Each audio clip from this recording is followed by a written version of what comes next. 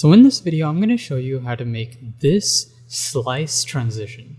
So first, right click the background of the slide, click Format Background, then change the color to your desired color. Then click on Insert, go to Shapes and insert a rectangle that covers the entire slide. Change the shape Fill to white. Now go to Insert again, Shapes, and add a curve.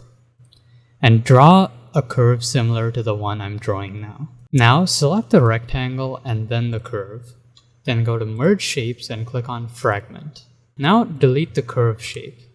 And as you can see, we have two separate objects for the background. Now insert your image. Right click the image and click on Send to Back.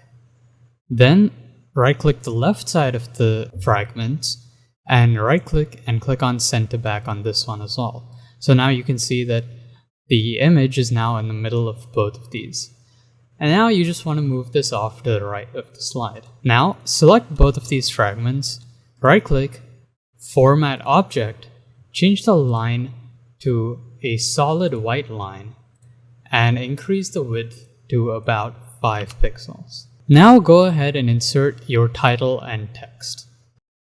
Now select all the text and move them off to the left of the slide. Now duplicate the slide and bring your text back onto the slide. Move both of the fragments slightly to the left and to the right respectively. Then bring your picture in. Now go back to the first slide, select your picture, scale it down a little, and rotate it a little bit in any direction you like. Now select both these slides, go to Transitions, and click on Morph. And now let us see the final result. So if you did find this video helpful or useful, make sure to like and subscribe to stay updated with more video tutorials, tips, and tricks on our channel. Stay tuned.